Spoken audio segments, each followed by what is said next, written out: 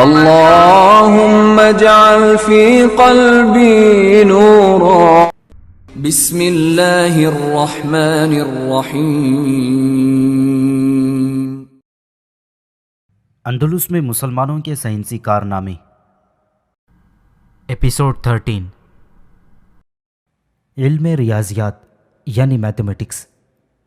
عرب درجہ ذیل علوم پر ریاضیات کا اطلاق کرتے تھے: حساب، ہندسہ، الجبرا، فلکیات، مثلثات اور موسیقی. لیکن علوم کی ترقی کے ساتھ ساتھ ریاضیات کی مختلف شاخیں مستقل علوم کی حیثیت اختیار کر گئیں. موسیقی ایک الگ فن قرار پایا. مثلثات پر کتب فلکیات میں بحث کی جاتی ہیں اور باقی تینوں شاخوں پر ریاضی کا اطلاق ہونے لگا.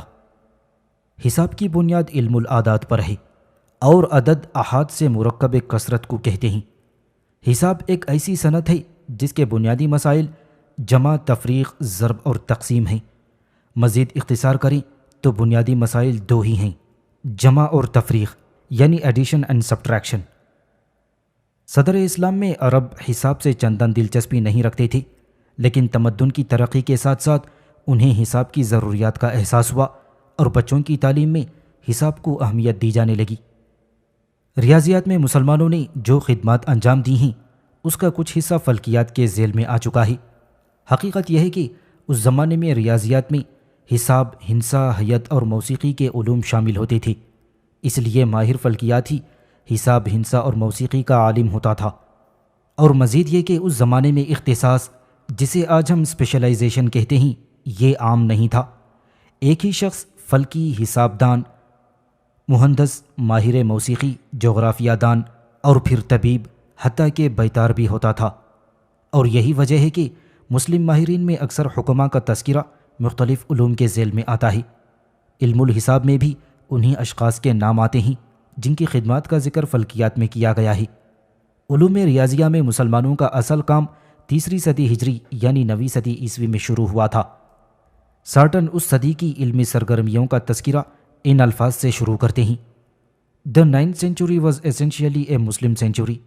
To be sure, intellectual work did not cease in other countries, far from it. But the activity of Muslim scholars and men of science was superior. They were the real standard bearers of civilization in those days. Their activity was superior in almost every aspect.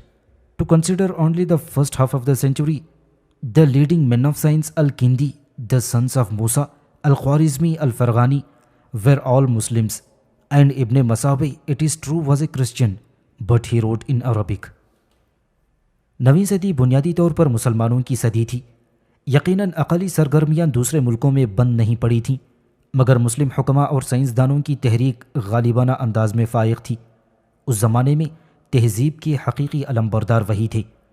مسلمانوں کی یہ تحریک تقریباً ہر لحاظ سے اعلیٰ تھی. 9ویں صدی کے نصف اول ہی کو لیجئے، سائنس کے ممتاز ماہرین الکندی، بنو موسیٰ، الخوارزمی، الفرغانی سب کے سب مسلمان تھے. یہ سچ ہے کہ ابن ماسویہ عیسائی تھا، مگر لکھتا تو عربی میں ہی تھا. سارٹن نے جن مسلم سائنسدانوں کے نام گنوائے ہیں انہوں نے ریاضیات کی تاریخ کے روشن باب رقم کیے ہیں. ان میں محمد ابن موسیٰ الخوارزمی مسلم ریاضیات میں حساب اور الجبرا کے موجد، اور بنو موسیٰ جیومیٹری کے باوائے آدم کہے جاتے ہیں. محمد بن موسیٰ الخوارزمی کی اولیت اور فضیلت کا لحاظ رکھتے ہوئے سارٹن نے اپنی کتاب کی ایک فصل کو دا ایج آف الخوارزمی سے معنون کیا ہے. الخوارزمی 780 عیسوی میں خوارزم یعنی موجودہ خیبہ میں ایک غریب گھر میں پیدا ہوئے تھے. 825 عیسوی کے لگ بھگ بغداد گئے، جہاں ریاضی کے موضوع پر ایک تحقیقی مقالہ لکھنے کی بنا پر انہیں بیت الحکمہ کا کارکن منتخب کر دیا گیا. یہیں سے ان کی علمی سرگرمیاں اور شہرت کا آغاز ہوا.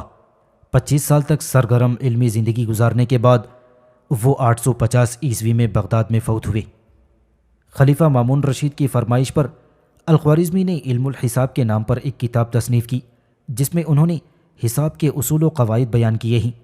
اس کتاب کا کوئی عربی نسخہ ابھی تک نہیں ملا ہے، یہ صرف لاطینی ترجمے کی صورت میں محفوظ ہے. الخوارزمی نے دوسری کتاب کتاب المختصر من حساب الجبر المقابلہ اس عنوان سے بھی تصنیف کی تھی، جو نہ صرف ان کی تصانیف میں بھی بلکہ تاریخ ریاضیات میں اپنے اثرات کی بنا پر بے حد اہم تصور کی جاتی ہے. اس کتاب کا عنوان کتاب المختصر من حساب الجبر والمقابلہ خود مصنف نے دیا تھا، اور الجبرا کا لفظ اسی عنوان سے ماخوذ ہے۔ الخوارزمی کی تصنیف عام طور پر الجبر والمقابلہ کے نام سے معروف ہے۔ اس میں الجبرا کو ایک مستقل سائنس کی حیثیت سے پیش کیا گیا ہے۔ یہی وجہ ہے کہ انہیں الجبرا کا موجد اور باوائے آدم سمجھا جاتا ہے۔ سارٹن ان کی اس کتاب کا تذکرہ کرتے ہوئے لکھتے ہیں، ہیز الجبرا حساب الجبر والمقابلہ is equally important. It contains analytical solutions of linear and quadratic equations, and its author may be called one of the founders of analysis or algebra, as distinct from geometry. He also gives geometrical solutions with figures of quadratic equations.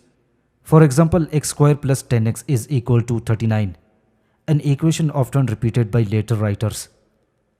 ان کی algebra حساب algebra والمقابلہ بھی اتنی ہی اہم ہے کہ جس میں خطی اور 2 درجی مساوات کے ہندسی حل بھی دیے گئے ہیں، اور اس کتاب کے مصنف کو ہندسا سے الگ الجبرا کے بانیوں میں شمار کیا جاتا ہے۔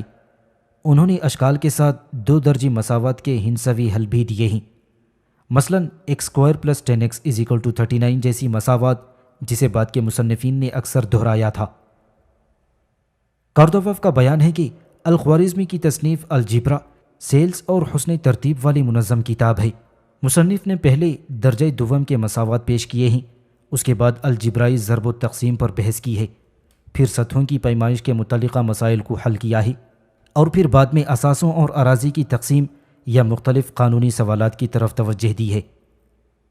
الخوارزمی کا مقصد عوام کو وراثت، شراکت، تجارت اور قانونی مسائل کے حل کے لیے آسان اور قابل عمل حسابی طریقہ کار سے واقف کرانا تھا۔ کتاب کا پہلا حصہ الجبرا کے موضوع پر نئے انداز سے روشنی ڈالتا ہے، دوسرے حصے میں پیمائش اور مساحت کے مسائل بیان کرتا ہے، اور تیسرا حصہ ترکے کے مسائل کی تفصیل کے لیے خاص ہے۔ مصنف کا کہنا ہے کہ کتاب میں جتنے مسائل آ گئے ہیں وہ ذیل کی 6 صورتوں میں کسی نہ کسی ایک صورت کے ذیل میں لائے جا سکتے ہیں، مثلا bx is equal to c، ax square equals bx، ax square equals c، ax square plus bx equals c، ax square plus c is equal to bx، bx plus c is equal to ax square. یہاں یہ امر ملحوظ رہے کہ الخوارزمی کے زمانے میں algebra کی علامتوں کا استعمال رائج نہیں تھا۔ انہوں نے مساوات کو لفظوں میں بیان کیا ہے۔ وہ نامعلوم مقدار کے لیے شے یعنی ایکس، اور مقدار کی دوسری طاقت کے لیے مال یعنی بی، اور پھر اکائی کے لیے درہم کا لفظ لائے ہیں۔ الخوارزمی کی اس کتاب نے یورپ پر بے پناہ اثرات ڈالے ہیں۔ ول ڈورانٹ لکھتے ہیں، This work, now lost in its Arabic form, was translated by Gerard of Cremona in the 12th century, and then it was used as a principal text in European universities until the 16th century, and introduced to the West to the world of algebra, derived from al-jabr, that means restitution or completion. اس کتاب یعنی حساب الجبر والمقابلہ میں جو اب عربی میں ناپید ہے، اس کا ترجمہ جیرارڈ آف کریمونا نے 12ویں صدی کے دوران لاطینی میں کیا تھا، اور پھر یہ یورپ کی یونیورسٹیوں میں 16ویں صدی تک بنیادی نصابی کتاب رہی ہے۔ اس کتاب میں مغرب میں لفظ الجبرا جوڑنا یعنی تلافی اور تکمیل رائج ہوا ہے۔ کاردوف کا کہنا ہے کہ 16ویں صدی عیسوی تک یورپ میں 2 درجی مساوات کا وہی نظریہ رائج رہا جو الخوارزمی نے پیش کیا تھا۔ ان کے الفاظ یہ ہیں، The theory of equations of the second degree remained down to the 16th century exactly as we can find it in the Arab algebrist. دوسرے درجے کے مساوات کا نظریہ 16ویں صدی تک وہی رہا تھا جو ہمیں عرب الجبرا دان کے یہاں ملتا ہے۔ موصوف مزید لکھتے ہیں کہ 18ویں صدی میں لیونارڈو فیبیناشو آف پیسا جیسے بڑے الجبرا دان نے بھی عربوں کے مرہون منت ہونے کا اعتراف کیا ہے۔ لیونارڈو نے مصر، شام، یونان اور سسلی کا سفر کر کے وہاں عربوں کا طریقہ حساب سیکھا تھا جسے وہ فیثاغورس کے طریقے سے بہتر مانتے تھے۔ اپنی تصنیف میں لیونارڈو نے دوسرے درجے کے مساوات کی 6 صورتوں کا اسی انداز میں ذکر کیا ہے کہ جس طرح الخوارزمی نے انہیں بیان کیا تھا۔ انسائکلوپیڈیا بریٹانیکا میں ریاضیات میں مسلمانوں کی خدمات کا اعتراف کرتے ہوئے کہا گیا ہے، The most influential algebraic work from this period was the Kitab al-Jabr wal-Muqabla, meaning the science of restoration and reduction of Al-Khwarizmi, composed in Baghdad about 825 AD. The influence of the book on Europe was so great that its name became synonymous with equation theory. اس عہد کی سب سے اثر انداز الجبرائی تصنیف الخوارزمی کی کتاب الجبر والمقابلہ یعنی علم جبر والمقابلہ تھی، جو 825 عیسوی کے لگ بھگ بغداد میں لکھی گئی تھی۔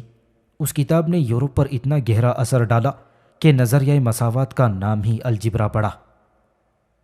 الخوارزمی نے اپنی تصنیف میں نامعلوم مقدار کے لیے عربی لفظ شے یعنی چیز اختیار کیا تھا۔ ان کے زیر اثر لاطینی زبان میں اس مقدار کے لیے ریس اور اطالوی زبان میں کوسا کا لفظ استعمال کیا گیا تھا۔ الخوارزمی کے نام پر الجبرا کا ایک عمل بھی موسوم ہوا ہے جسے الگوریدم یا الگورثم کہتے ہیں۔ یہ اصطلاح ان کے نام سے ماخوذ ہے۔ الخوارزمی کا ایک بہت بڑا کارنامہ یہ ہے کہ انہوں نے حساب میں ایک نیا نظام متعارف کروایا۔ ان سے پہلے گنتی کا وہ طریقہ رائج تھا جسے تختہ شمار یعنی اباکس کہا جاتا ہے۔ یہ طریقہ خاصا دقت طلب تھا، اس میں بار بار اعداد کو مٹانا پڑتا تھا۔ الخوارزمی نے علم حساب کے موضوع پر اپنی کتاب میں وہ عددی نظام پیش کیا ہے جسے یورپ والے عربک نیومرلز اور عرب ہندی اعداد کہتے ہیں۔ اس میں انہوں نے گنتی کے وہ اعداد بیان کیے کہ جنہیں ہم آج بھی 1 سے 9 تک کی صورت میں استعمال کرتے ہیں۔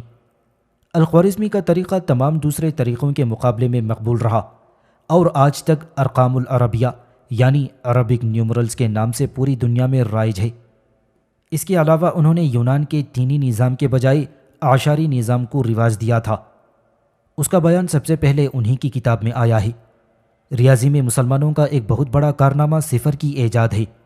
ول ڈورانٹ کا بیان ہے، In 976 AD, Muhammad ibn Ahmad, in his Keys of the Sciences, remarked that if in a calculation no number appears in the place of tens, a little circle should be used to keep the rows. This circle the Muslims called cipher, MT, whence our cipher. Latin scholar transformed cipher into zephirium, which the Italian shorted into zero.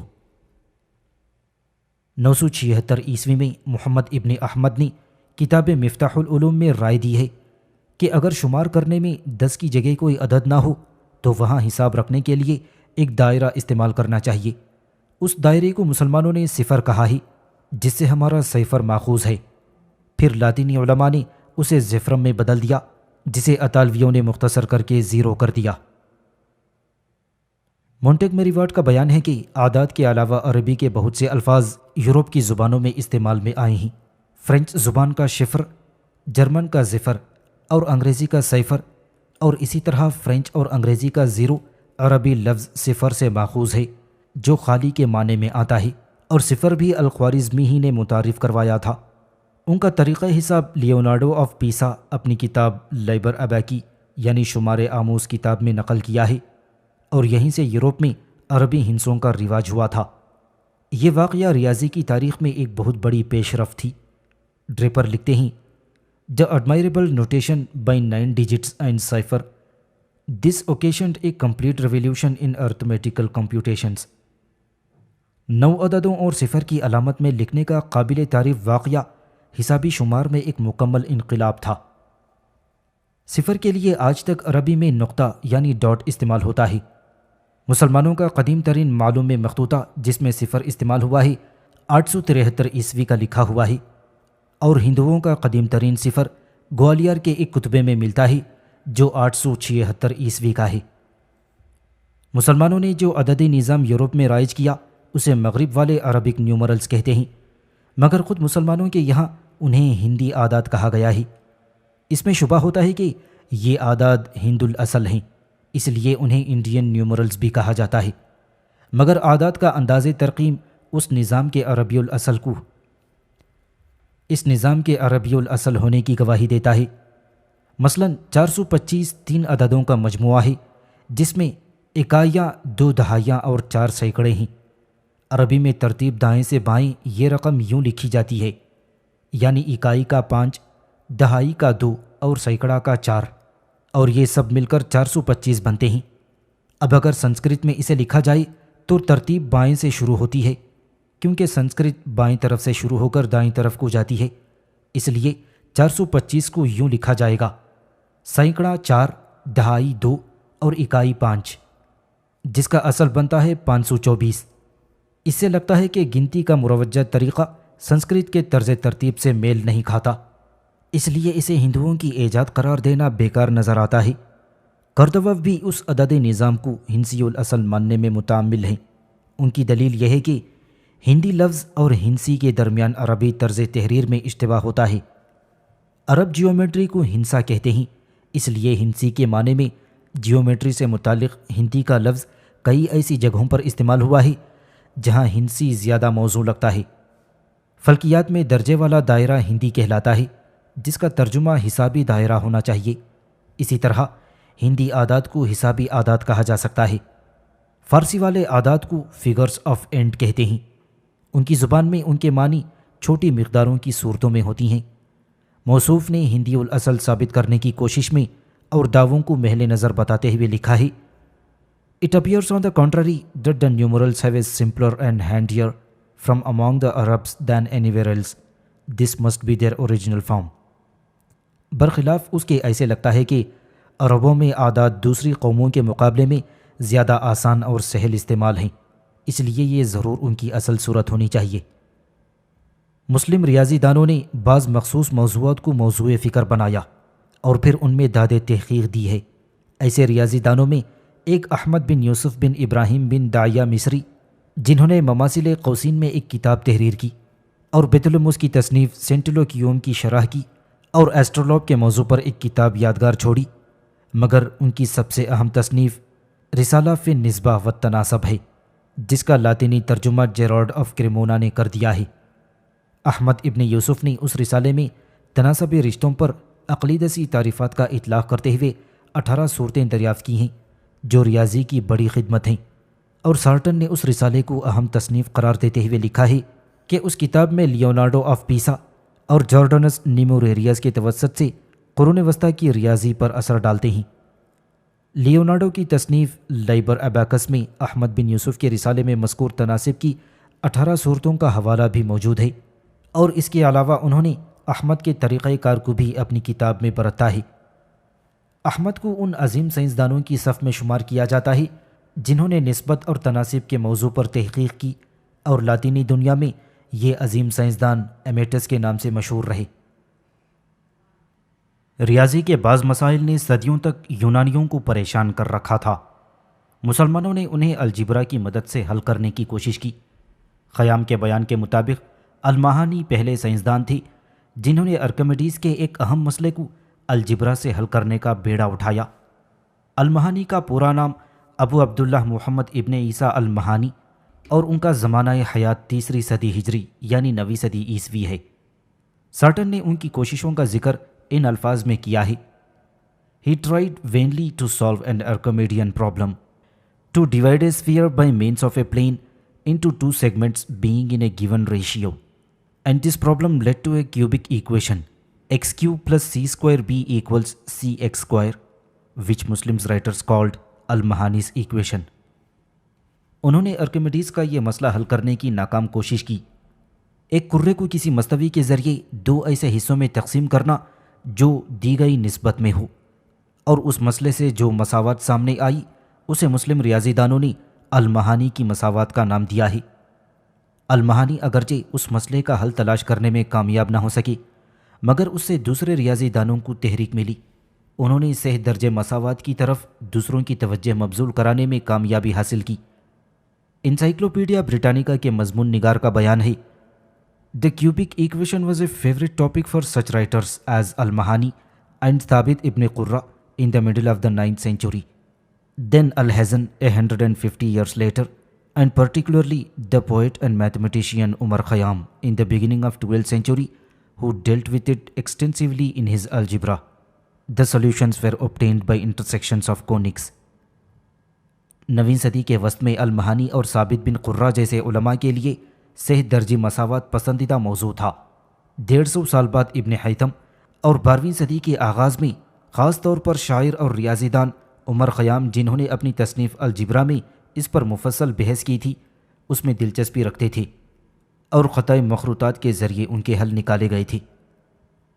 خیام کے بقول یہ مسئلہ ایک زمانے تک حل نہ ہو سکا۔ ابو جعفر محمد ابن الخازن یعنی چوتھی صدی ہجری میں پہلے شخص ہیں جنہوں نے مخروطی اشکال کی مدد سے اس کا حل تلاش کر لیا۔ خوارزمی کے بعد ابو کامل شجاع بن مسلم اسلام کے عظیم ریاضی دان گزرے ہیں۔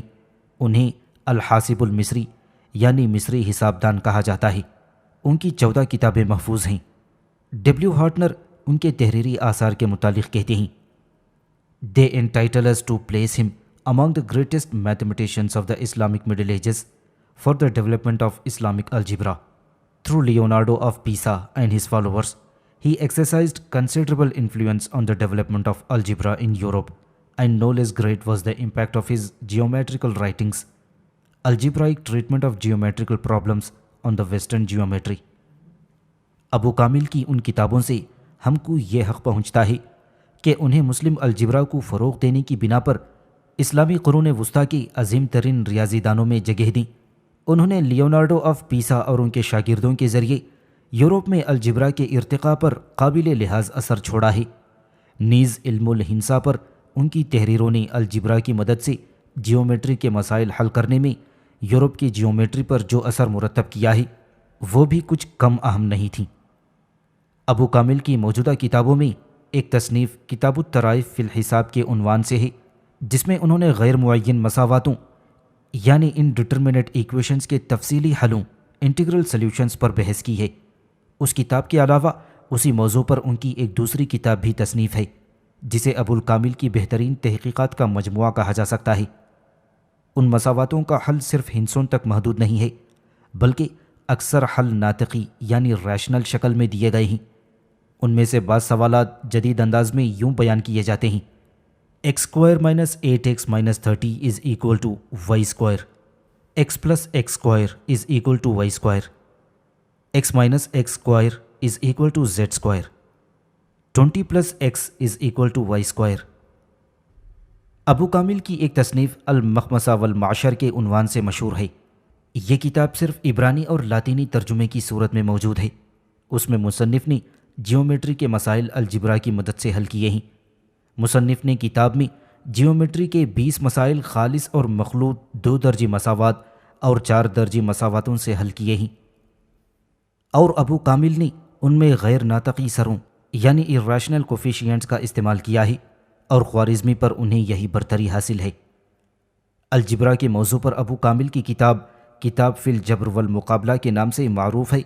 ان کی شہرت کا زیادہ تر دار و مدار اسی تصنیف پر ہے۔ اس میں انہوں نے الخوارزمی سے آگے بڑھ کر مسائل کا حل پیش کیا ہے۔ وہ پہلے ریاضی دان ہیں جنہوں نے x² سے بڑی قوتوں کو استعمال کیا ہے۔ ابو کامل کی تصنیفات ابھی تک قلمی صورتوں میں محفوظ ہیں۔ محققین نے جو کچھ ان کے بارے میں تحریر کیا ہے وہ بہت ہی کم ہے۔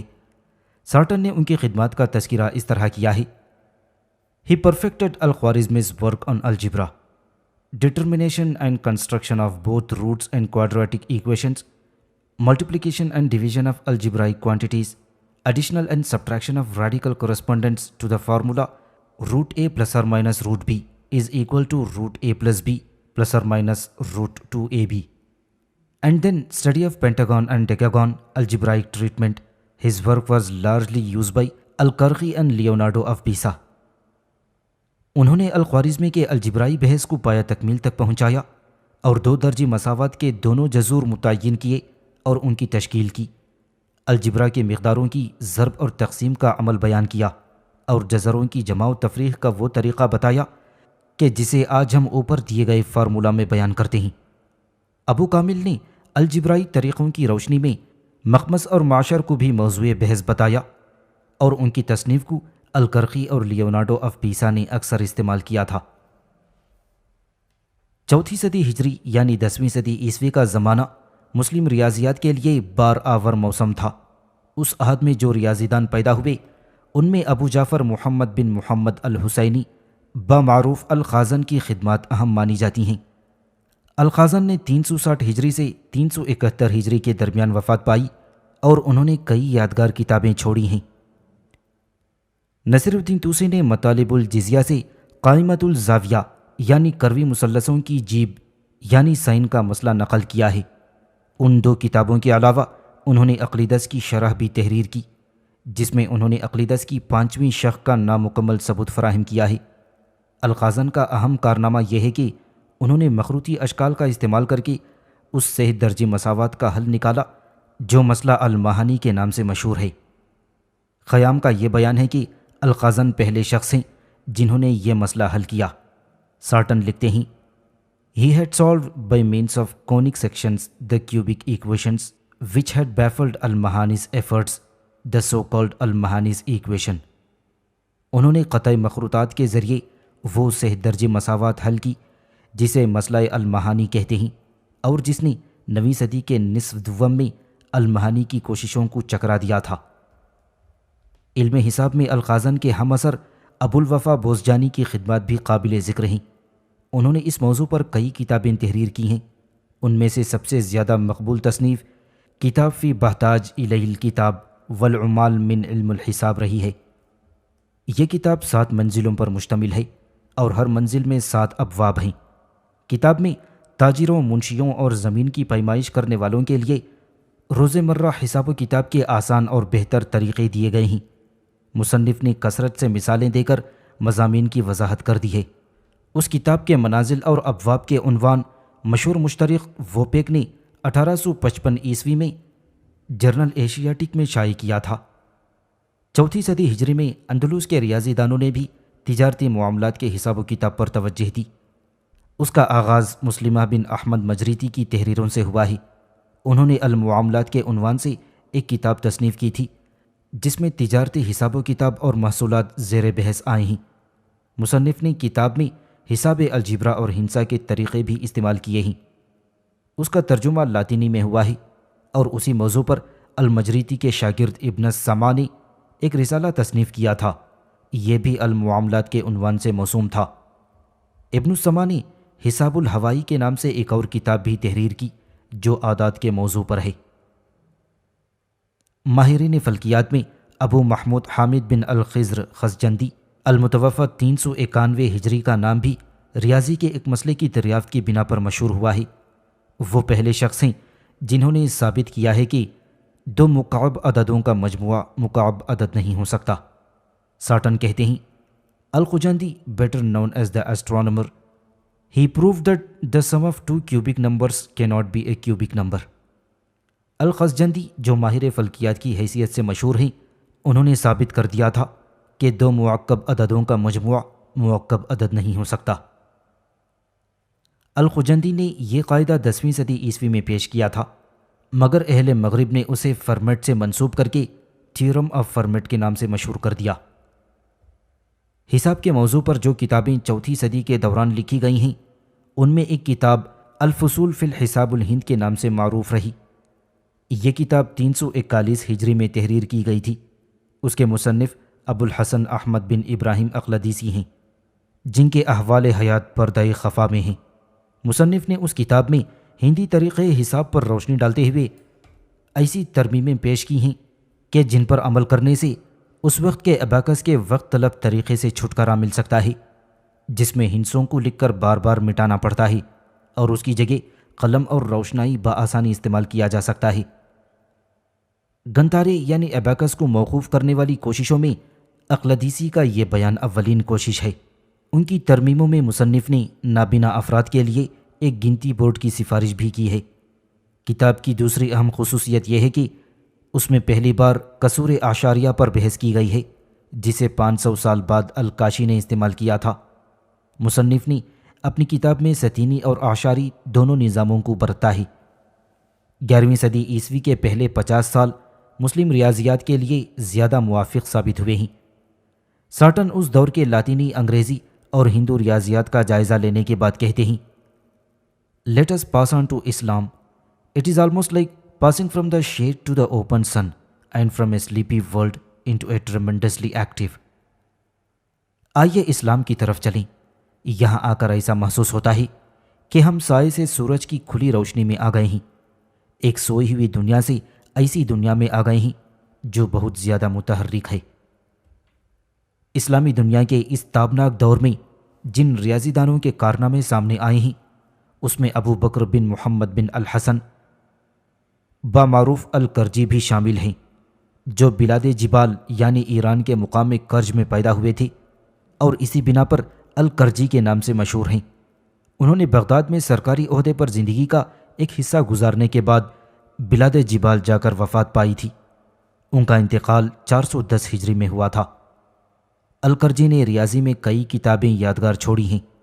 بغداد میں انہوں نے بویہی وزیر فخر الملک کی فرمائش پر الفقری فی الجبر والمقابلہ تحریر کی۔ اس کتاب میں انہوں نے کثیر رقمی اعداد پر بحث کا آغاز کیا ہے۔ یہی وجہ ہے کہ انہیں کثیر رقمی اعداد کے الجبرا کا اولین مصنف کہا جاتا ہے۔ الکرجی کی دوسری تصنیف البدی فی الحساب کے نام سے معروف ہے۔ اس میں انہوں نے اول الذکر کتاب الفقری کے مباحث کو آگے بڑھایا، اور ان کی تیسری کتاب کا نام الکافی فی الحساب ہے۔ یہ کتاب علم حساب کے مبادیات کے بارے میں لکھی گئی ہے۔ مصنف کی کل 12 کتابوں میں اکثر تصانیف محفوظ نہیں ہیں۔ ان میں وہ کتاب بھی شامل ہے جس میں مصنف نے الفقری اور البدی کے مباحث کا نتیجہ بیان کیا تھا، اور اس کے اقتباسات سیمیول ابن یحییٰ المغربی المتوفی 570 ہجری میں تصنیف کیا تھا، جس کا عنوان الباہر فی الجبر تھا۔ الکرجی کی تصنیف الفقری کا ترجمہ فرانسیسی مشترک ووپیک نے فرینچ زبان میں کر دیا تھا، جو 1853 عیسوی میں پیرس میں شائع ہوا تھا، اور دوسری کتاب الکافی فی الحساب کو المانوی مشترک حقیم نے جرمنی زبان کا جامہ پہنایا، اور یہ ترجمہ 1877 عیسوی سے 1880 عیسوی تک شائع ہوا تھا۔ الکرجی نے الجبرا کو ترقی دینے میں اہم رول ادا کیا تھا۔